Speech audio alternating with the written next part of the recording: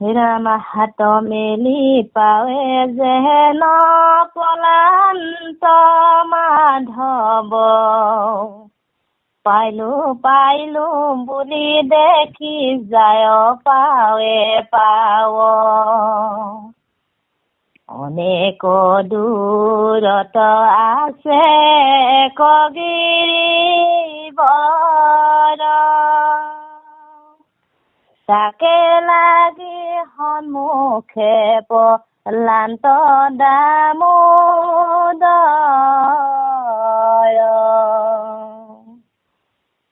যায় কাল যৌৱন পাছত ভৰি বিশ্বৰ দূৰত পথ নীলন্ত মুৰাৰী কৃষ্ণক দেখন্তে সিটো গলে কভাগৰি যাইবা কন পাৰি যিটো মাতে গালি পাৰি কৃষ্ণ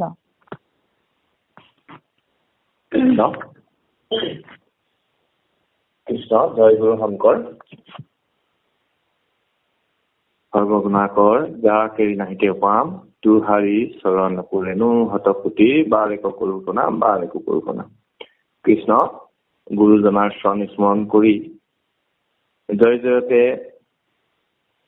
ভক্তি প্ৰদীপ অনুষ্ঠানৰ শ্ৰদ্ধাৰ সন্মানীয় সভাপতি সম্পাদক সঞ্চালক আৰু কৰ্মকৰ্তা আৰু আয়োজক প্ৰভু সমস্ত অসমৰ বিভিন্ন প্ৰান্তৰ পৰা শ্ৰৱণ কৰি থকা অনুষ্ঠানত সংযোজিত হৈ থকা মহামহন্ত বিশ্লেষক প্ৰভু সমস্ত আৰু মোবাইল সংযোগৰ মাধ্যমেৰে নীৰৱে শ্ৰৱণ কৰি আসনাধিষ্ঠ হৈ থকা মহামহন্ত মোৰ অতিকৈ শ্ৰদ্ধাৰ পুণ্যাত্মা ভকত বান্ধৱ আই মাতৃৰ সমস্ত জয় জয়তে আমি আপোনাসৱৰ সভাপতিৰ চৰণত সেৱা জনাইছো।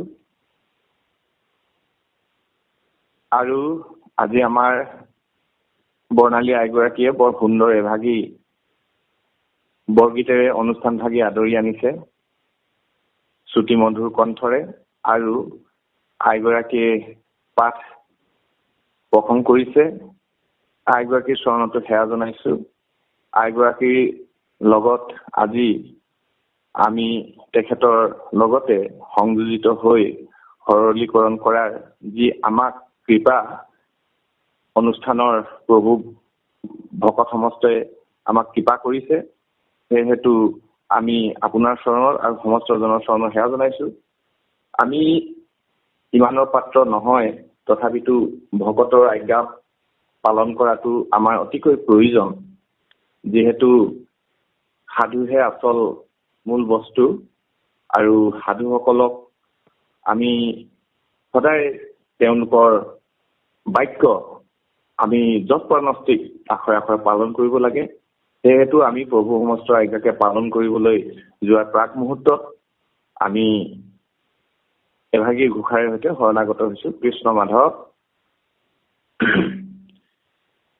ও ধৰ্মক জানো মই তথাপি পবিত্ৰ নাই অধৰ্মতো নিবিতিনো হয় হৃদিস্থিত হয়া তুমি যেন কৰা বহা স্বামী ঋষিকে কৰিবতেন হয় ঋষিকে কৰিবতেন হয়। কৃষ্ণ কৃষ্ণ হৰি হৰি হৰি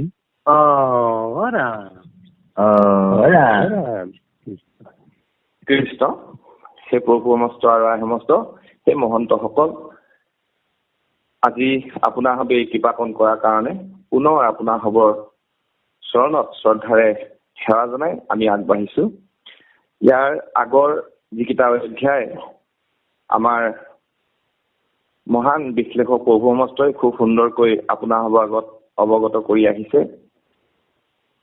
আজি আমাৰ কৃষ্ণৰ দ্বাৰা চলেৰে কাল যৱনক বধ, অৰ্থাৎ ভগৱন্ত কৃষ্ণই কাল যৱনকনো কেনেকুৱা ধৰণে কি চল কৰিনো বধ কৰিলে, সেই কথাখিনিকে এই পদৰ অধ্যায় অংশটিত আছে। গতিকে ভগৱন্ত কৃষ্ণই বলুক দায়িত্বখিনি দি তেওঁ ক'লে যে দাদা তুমি ইয়াতে থাকা আৰু মই একেচৰে অৰ্থাৎ অকলহৰে গৈ কাল যৱনক সংহাৰ কৰি আহোঁগৈ। আৰু তেতিয়া এই কথাখিনিকে এতিয়া শুক নিগদতি পৰীক্ষিত হৰি দাস শুনা কাল যৱনৰ জীৱতে ভৈলা নাশ। গতিকে শুকে কৈছে যে হে পৰীক্ষিত, শুনা কাল যৱনকনো কেনেকৈ নাশ কৰিলে, এই কথাখিনিকে এতিয়া শুকে পৰীক্ষিতৰ আগত দাঙি ধৰিছে। সিংহ দুৱাৰ হন্তে বজাইলা মুৰাৰী, এইখিনি অৱশ্যে কৰিলে, তথাপিতো আমি সংগতি ৰাখি ওপৰে ওপৰে অকমান কৈ যাওঁ, যিহেতু তেতিয়া ক'বলৈ আৰু অনুভৱ কৰিবলৈ বা বুজিবলৈ অলপ সুবিধা হয় বুলি আমি ভাবো, আমাৰো ভাল হয়। যি কি নহওক, গতিকে সিংহ দুৱাৰ হন্তে বজাইলা মুৰাৰী। সিংহ দুৱাৰ মানে আচলতে সিংহ যেনেকৈ শক্তিশালী, ঠিক তেনেকৈ সেই যিখন দুৱাৰ সেইখন মূল দুৱাৰ বা আৰু তাক অৰ্থাৎ বহুত মানে শক্তিৰে বা বহুত বল প্ৰয়োগ কৰিলেও ভাঙিব নোৱাৰা তেনেকুৱা এখন কঠিন আৰু বৰ শক্তিশালী দুৱাৰ। গতিকে সেইখন মূল দুৱাৰ আৰু ভগৱন্ত কৃষ্ণই সেই মূল দুৱাৰৰ পৰা একেচৰে তেওঁ অকলে ওলাই আহিলে। তেতিয়া তেওঁ যেতিয়া ওলাই আহিছে তেতিয়া কাল যৱনে তেওঁক দেখিছে, আৰু কাল যৱনে যিটো দেখিছে অৰ্থাৎ ভগৱন্তৰ চতুৰ্ভুজৰ ৰূপত সেই ভগৱন্তৰ যি নিৰ্গুণ যি ৰূপ, সেই ৰূপকে আচলতে কাল যৱনে দেখিছে। তেওঁ হয় মন্দভাগী হয়, কিন্তু হলেও তেওঁ ভগৱন্তৰ এই ৰূপটো দেখা পাইছে। গতিকে সেইজনো মহাভাগ্যৱান, আৰু ভগৱন্তই সেইকাৰণে যিহেতু তেওঁক এই মানে সংহাৰ কৰিব চলেৰে আৰু এই ৰূপখিনিকে দেখিছে, গতিকে তেখেতক মানে চতুৰ্ভুজ ৰূপত দেখিছে, তেখেতক বুকুত শ্ৰীবস্ত্ৰ আছে, এই গোটেইখিনি এনেকে দেখিছে। আৰু এইখিনি কথাকে নাৰদে তেওঁক আগতে কৈছিলে আৰু সেইটো ৰূপতে দেখিছে। গতিকে তেওঁ যেতিয়া ওলাই আহিছে দেখিছে যে তেওঁৰ হাতত কোনো অস্ত্ৰ নাই, তেওঁ নিৰস্ত্ৰভাৱে আহিছে আৰু তেখেতে মানে খালী ভৰি আহিছে।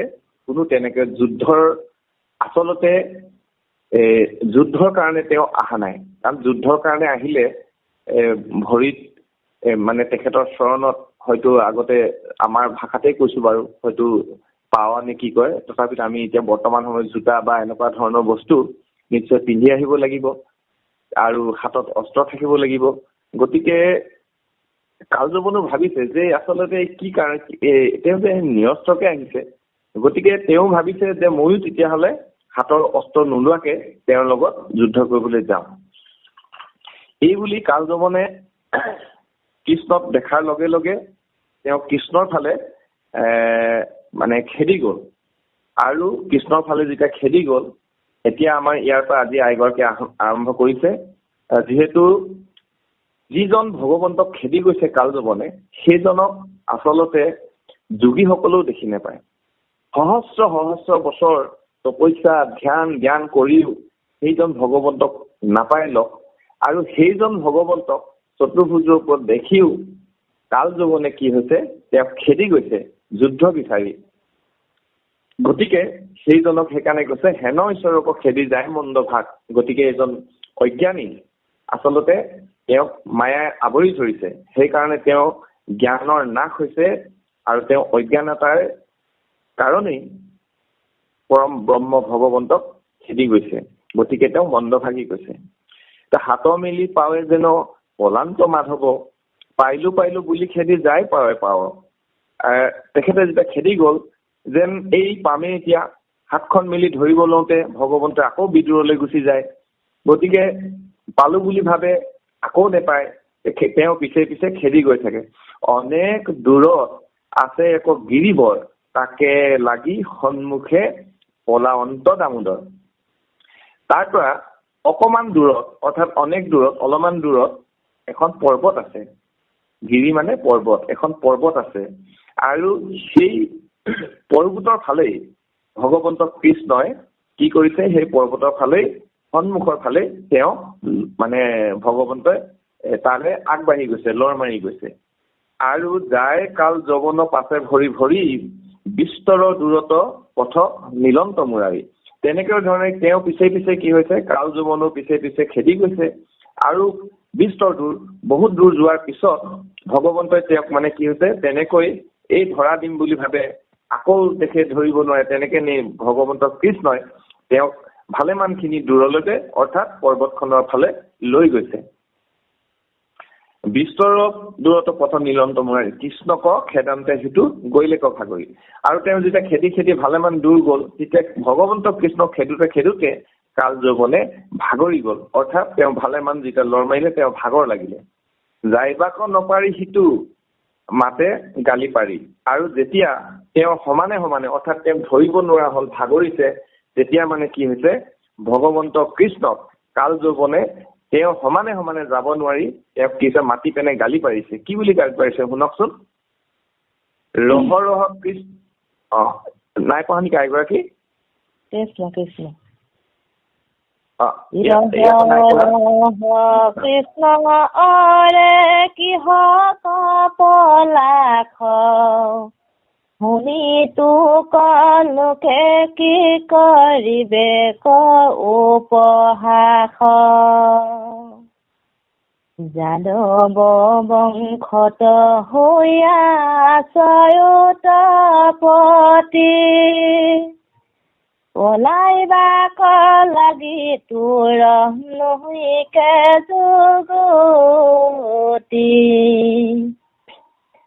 এহি বুলি যৱনে পাছত খেদি যায়, দেখা দিয়া তাক চলি ঝান্ত জৰুৰায়। নপাইলে কলাগতাৰ আছে পাপ বন্ধ, পৰ্বতৰ গহৰ শিলা সদানন্দ।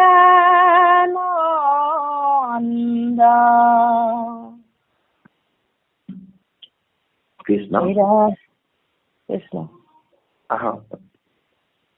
ৰাম হিউ হে হি শীঘ্ৰ বেগে পখিলা গহবয়, দেখিলে তথা শুনি আছে কনৰ। বোলে কাল যৱনে বুজিলো তজু কাজ, এতেক দূৰত মোক আনিলি নীলাজ। কৃষ্ণ কৃষ্ণ কৃষ্ণ কৃষ্ণ। আইগৰাকী দুকুট দুকুটকে যাব দেই, কৃষ্ণ মাত হব। এতিয়া যায় কালৰ যৱন, তাৰপিছত কি হল, ৰহ ৰহ কৃষ্ণ অৰে কিহক পলাশ, শুনি তোক লোকে কৰিবে ক উপহাস। অৰ্থাৎ ভগৱন্ত কৃষ্ণক যেতিয়া তেওঁৰ সমানে লৰি গৈ বা তেওঁক ধৰিবলৈ বা তেওঁক লগ পাবলৈ যেতিয়া সক্ষম নহল, তেতিয়া কাল যৱনে কৈছে, ৰ ৰ কৃষ্ণ, আৰে ৰ, তুমি কেলে পলাইছা, তই কিয় পলাইছ, শুনচোন। এই কথাখিনি যদি শুনি পায় তোক উপহাস কৰিব, তোক ঠাট্টা কৰিব। কাৰণ যাদৱ বংশত হয়া অচৌতপতি, পলাইবাক লাগি তোৰ নহিকে যুগতি। কাৰণ তুমি যাদৱ বংশত, এটা শক্তিশালী, এটা পৰাক্ৰমী বংশত তোমাৰ জন্ম হৈছে, তুমি উৎপত্তি হৈছা। আৰু সেইকাৰণে তুমি ইমান এটা মানে পৰাক্ৰমী বংশত, এটা শ্ৰেষ্ঠ বংশত তুমি জন্ম হৈ যদি তুমি পলাই যোৱা, তেতিয়াহ'লে তোমাক এইটো যুক্তিসন্মত কথা নহয়। এইটো আচলতে তুমি পলাব নালাগে তেনেকে বুলি কাল যৌৱনে কৃষ্ণক কৈছে। আকৌ এই বুলি যৌৱনে পাছত খেদি যায়, দেখা দিয়া তাক চলি জান্ত যদুৰাই। আৰু এই এনেকে কৈয়ে আকৌ মানে কাল যৌৱনে ভগৱন্ত কৃষ্ণৰ পাছে পাছে খেদি যায় আৰু ভগৱন্ত কৃষ্ণ তাক দেখা দিয়ে, দেখা দি মানে আকৌ হঠাৎ নাইকিয়া হয়, তেওঁ আৰু দূৰলৈ গুচি যায়। গতিকে নপাইলেকো লাগতাৰ আছে পাপ বন্ধ, পৰ্বতৰ গহ্বৰ পখিলা সদানন্দ। অৰ্থাৎ ভগৱন্ত কৃষ্ণক যে তেওঁ নাই পোৱা তাৰ কাৰণ হৈছে পাপ বন্ধ। অৰ্থাৎ কাল যৌৱনৰ পাপেৰে মানে তেওঁ পাপৰ বান্ধোনত সোমাই আছে, অৰ্থাৎ তেওঁ অজস্ৰ পাপ আছে হৃদয়ত। গতিকে ভগৱন্ত কোনোবা ব্যক্তিৰ যদি অন্তৰত হৃদয়ত যদি মল থাকে, অৰ্থাৎ তেতিয়া হিংসা কুচুত কপটতা এই যিবিলাক পাপ, এই পাপবিলাকত যেতিয়া বান্ধোনত পাপৰ বান্ধোনত সোমাই থাকে তেতিয়া ভগৱন্তক কেতিয়াও লগ পাব নোৱাৰে। গতিকে সেয়ে কৈছে যে নপাইলেকো লাগতাৰ আছে পাপ বন্ধ। গতিকে তেওঁ বহু পাপ থকাৰ কাৰণে ভগৱন্ত কৃষ্ণক লগ নাই পোৱা। আৰু তেনেকুৱা অৱস্থাতে গৈ তেনেকুৱা এটা সময়তে গৈ কি হ'ল, সেই পৰ্বতৰ ভিতৰলৈ ভগৱন্ত কৃষ্ণ সোমাই গ'ল। সিও সেহি শীঘ্ৰে বেগে পখিলা গহ্বৰ, দেখিলে ক তথা সুতি আছে একনৰ। আৰু ভগৱন্ত কৃষ্ণই যেতিয়া সেই পৰ্বতৰ ভিতৰলৈ সোমাই গ'ল, সেই যেনিয়ে সোমাই গৈছে ঠিক তেনিয়ে কি হৈছে, কাল যৌৱনেও খুব সোনকালে সেই মানে পৰ্বতৰ ভিতৰলৈ সোমাই গ'ল। আৰু তেওঁ পৰ্বতৰ ভিতৰত সোমাই দেখিলে কাল যৌৱনে যে তাত কোনোবা এজন মনুষ্যই কি হৈছে শুই আছে। বোলে কাল যৌৱনে নুবুজিলো তজু কাজ, এতেকে দূৰত মোক আনিলি নীলাজ। তেতিয়া কাল যৌৱনে কৈছে যে হে কৃষ্ণ, তোৰ কথাখিনি মই একো বুজি নাপালো, যে তুমি মোক কি কাৰণে ইমান দূৰলৈ আনিলা। আকৌ আনি পেনে কি হৈছে, তুমি ইমান দূৰত আনিলা, মোক আনি পেনে তুমি এটা নীলাজ হয়, তুমি মোক ইমান দূৰলৈ আনি পেনে আকৌ শুই আছা ধৰা, তেনেকুৱা ধৰণৰ কথা কৈছে। গতিকে তুমিনো কি কাৰণে ইমান দূৰ মানে তোমাৰ কথাখিনি একো বুজি নাপালো, ইমান দূৰলৈ মোক আনি তুমি কি কৰিব বিচাৰিছা, তুমি সঁচাকৈ নীলাজ দেই। তুমি পলাই আহি পেনে আকৌ মোক মানে ইমান দূৰলৈ লৈ আহিলা। পলাইবে নপাৰি ঘূৰ গহ্বৰে পখিলি, চলে সাধু বেশ ধৰি হয় নকৰিলি। তাৰপিছত এতিয়া কি কৰিছা, পলাইছা ঠিকেই, ইমান দূৰলৈ আনিলা, তুমিতো এজন নীলাজ, আৰু মোৰ হাতৰ পৰা তুমি পলাই যাব নোৱাৰি, পৰ্বতৰ ভিতৰত তুমি পথ বিচাৰি নাপায় তুমি কি কৰিছা, এতিয়া চল কৰি সাধুৰ বেগ ধৰি তুমি মাটিত শয়ন কৰি আছা। এহি বুলি দুষ্টে তাংক কৃষ্ণ বুদ্ধি মানি, হৃদয়ত লাঠি তাৰ বসাইলা টানি।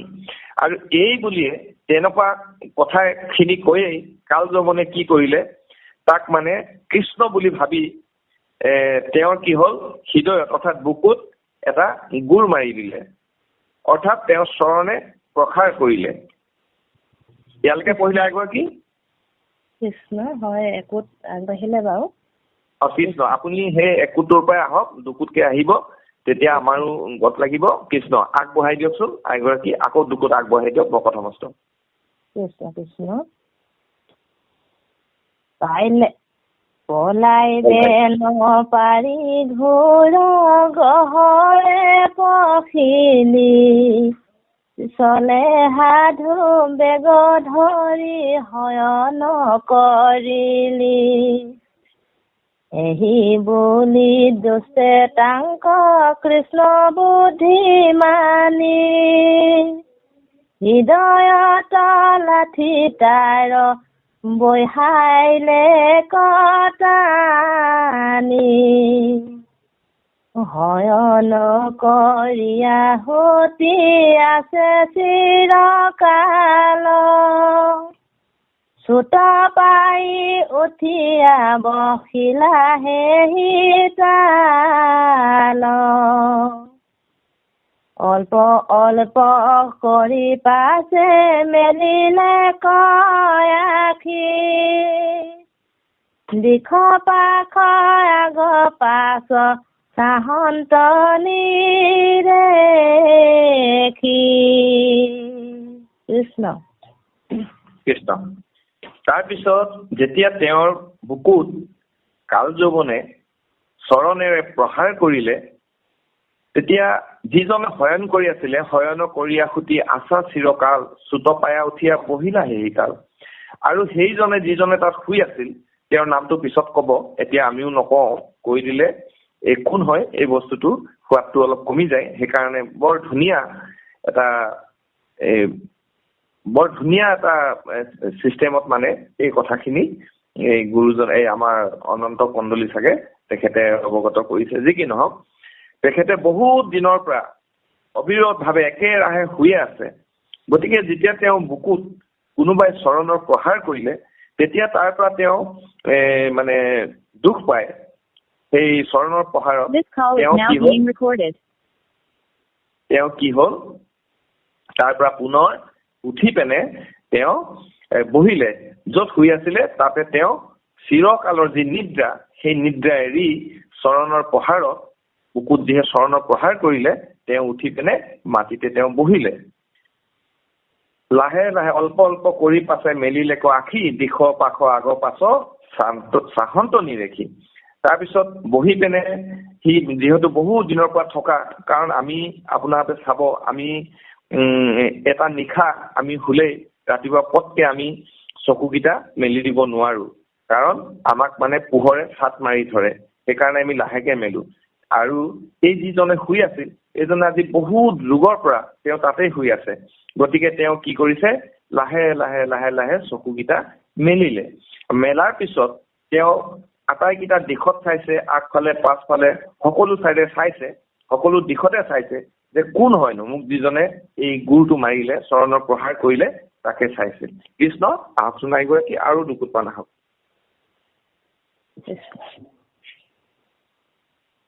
পাছে কাল যৌৱন আগতে ভেট পাইলা সেহি জগাইলা বুলি ক্ৰোধ দৃষ্টি চাইলা ৰাম চাহিলা মাত্ৰকে তাইৰ অগ্নি লাগি গৈ লয় আপুনি অগ্নিতে তীক্ষণে ভস্ম ভৈল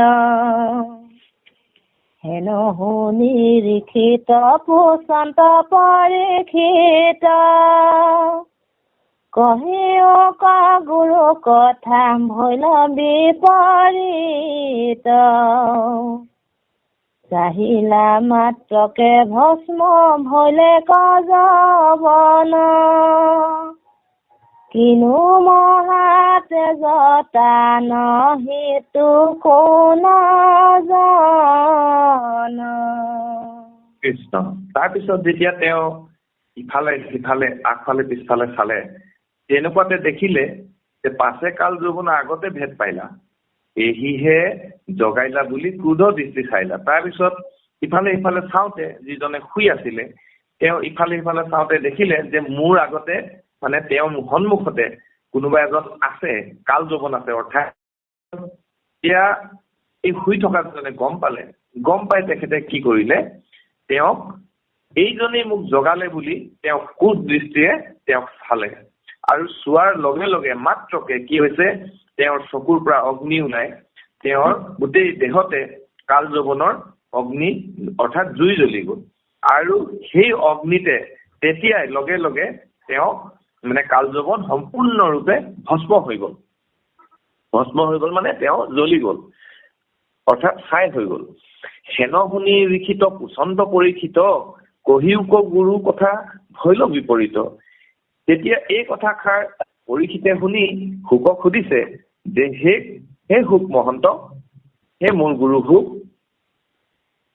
এইটো চোন বৰ কিবা বিপৰীত কথা হৈ গ'ল চাহিলা মাত্ৰকে ভস্ম ভৈলে যৌৱন কিনো মহাতেজতা নহিতো কোন জন চোৱাৰ মাত্ৰকে কাল যৌৱন এটা ইমান শক্তিশালী বীৰ এটা অসুৰ গতিকে তেওঁক এইজনে যিজনে চালে চকুৱে তেওঁ দৃষ্টি নিক্ষেপ কৰাৰ লগে লগে যে তেওঁ জ্বলি গ'ল সেইজনো কোন তেওঁনো ইমান শক্তিশালী নে তেওঁ ইমান মহাতেজ আছে নে যে তেওঁ চোৱাৰ লগে লগে তেওঁ ভস্ম হৈ গ'ল গতিকে সেইজন কোন হয় বুলি পৰীক্ষিতে শুকক সুধিছে আহক এগৰাকী আৰু দুকুট আহক কৃষ্ণ মাধৱ